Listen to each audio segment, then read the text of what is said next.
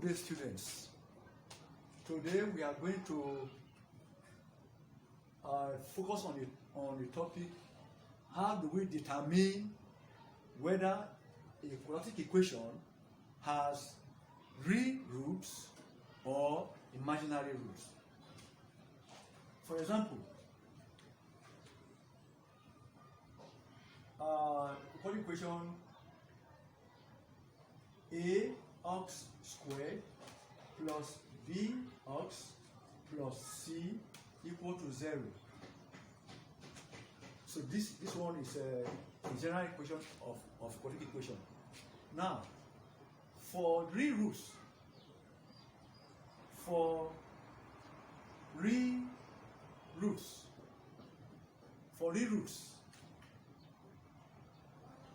the discriminant, the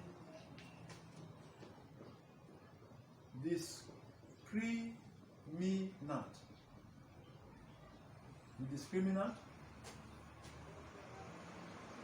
must be greater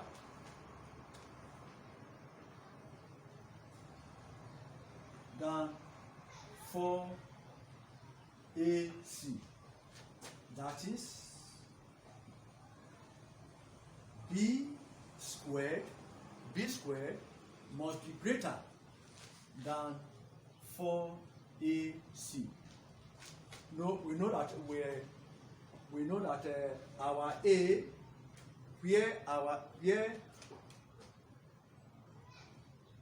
a is the coefficient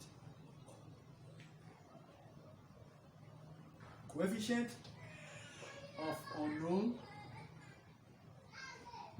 unknown to second degree, where b is the coefficient of unknown to first degree, where c is the constant,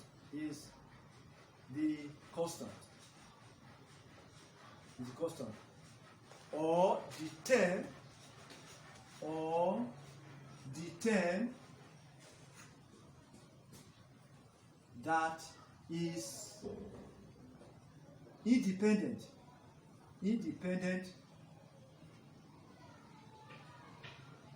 of the unknown.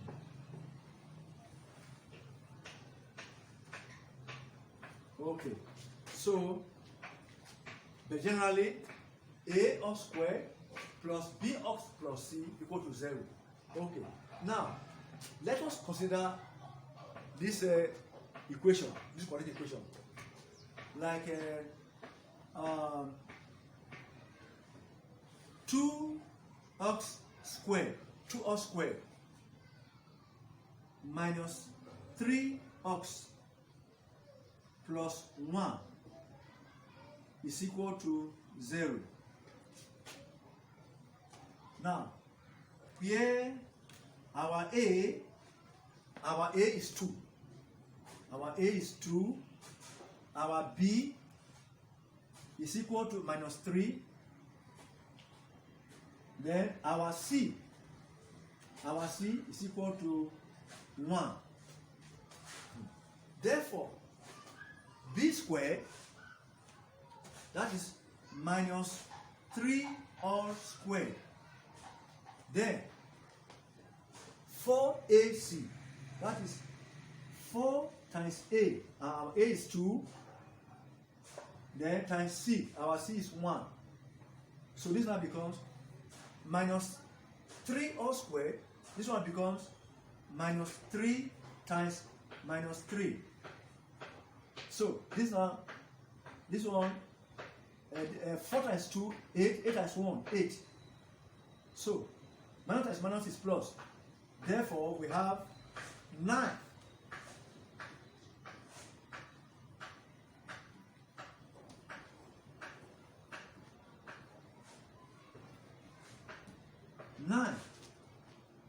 Minus 2 times minus 3 is 9. So therefore, 9 and 8. How are they related? 9 is really greater than 8. That's why this equation has real roots. That's why the roots are 1 or half. That's why the roots are 1 or half. So really, that's why we have those answers. Now, let us consider another quadratic equation, like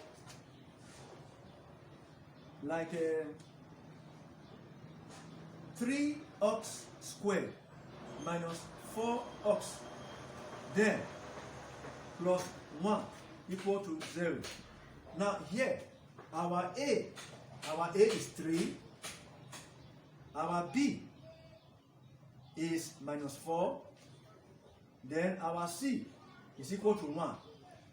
Therefore, our B squared is equal to B squared is equal to minus 4 times minus 4. This becomes 16. Then what about our 4AC? Our 4AC, this one becomes 4 times A, and our A is 3 times 3 times C. Our C is 1. That is 1. This one, so 4AC becomes 4 times 3, 12. 12 times 1, 12. So, how does 12 be in terms of 16? 16 is really greater than 12. And that is true. That's why B squared is greater than 4AC. That's why this equation has 3 roots. So it is true. Then to solve for the real roots, we use either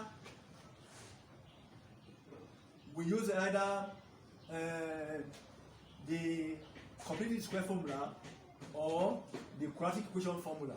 So in this case now, we now say minus the unknown is, let's say it is us. So us now is equal to minus b plus and minus the square root of a b squared minus 4ac all over 2a.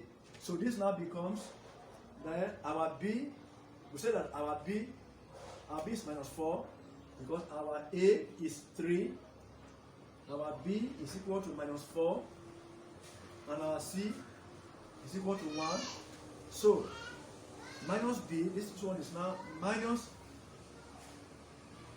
4 minus b plus and minus the square root of b squared, that's minus 4 squared minus 4 all squared minus 4ac. 4a, a is 3, a times 3 times 1. So this now be then all over 2a. 2 times 3, which is 6. This is now 6. Okay. So our s now becomes minus times minus is plus. So this becomes 4. Then plus and minus the square root.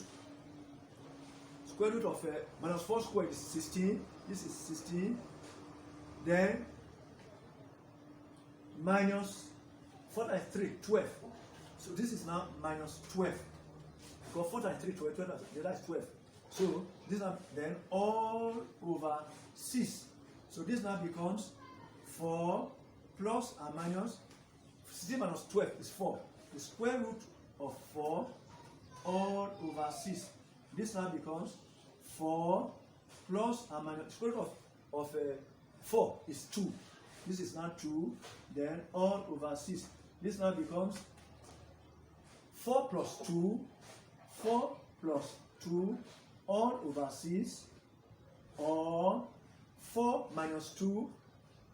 4 minus 2 all over 6. So that's why we now say that our ox now, our ox is equal to 6. This one 6 over 6, 6 over 6, or 4 minus 2 is 2. That is 2 over 6. 2 over 6. So this now becomes 6 over 6 is 1. 2 into 2, 1, 2 into 6, 3. That is or 1 over 3. That's why the answers are x is either 1 or 1 over 3. So this one, because the roots are real, that's why b squared is greater than 4ac. That is the discriminant. That is b squared minus 4ac.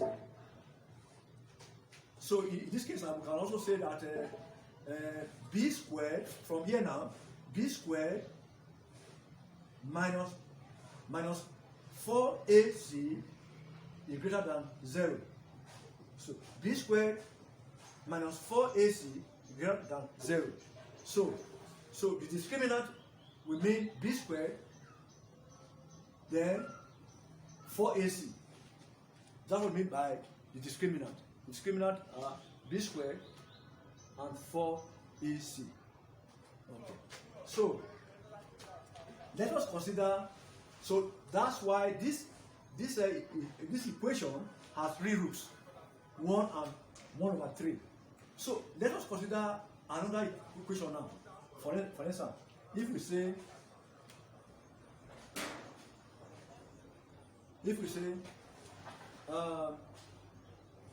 3x squared now minus x, then plus 5 equal to 0. 3x squared minus x plus 5 equal to 0. Now in this case now, b squared is not greater than 4ac, because our a is 3, our b is minus 1, our c is equal to 5. So b squared is minus 1 times minus 1. So minus 1 times minus 1, this is 1. Then 4ac, 4 times a is 3, and c is 5. So this is now 3 times 4, 12 times 5, that is 60. 1 is not greater than 60, but 1 is less than 60. So in this case, if b squared is less than 4ac, that means that quadratic equation has imaginary, that has unreal roots. That is, the roots cannot be found in the real form. If you plot the graph cannot cut the x-axis. So that's why this is what we mean by real roots and real roots, or unreal roots. So if b squared is greater than 4ac, the roots are real. Then if b squared is equal to 4ac, the roots are also real. Then if b squared is less than 4ac, the roots are unreal. That is, the roots are imaginary. Okay, so this is the end of the lesson today. I want people to examine whether these two, 5x squared minus 3x plus 8 is equal to 0, and 5x squared then minus 6x, or also let's put it plus 6x, 5x squared plus 6x minus 11 equal to 0. So find out of these two now, which one is real, has real roots, and the one that has unreal roots. So go and find out. Thank you very much. Thank you very much. Many of us have been following these ongoing lectures, live lectures. and I also encourage you to put in more interest. Even those of you who have not been following up, please try to, because as from next week, I will incorporate the topics of NECO and WAEC, so that as from next week, if you have not been following before, don't worry. Get prepared. As for next week, then try to be following, and everything will be all right. So it is good. Try to follow up. Thank you very much. Remember to like and subscribe. Thank you very much.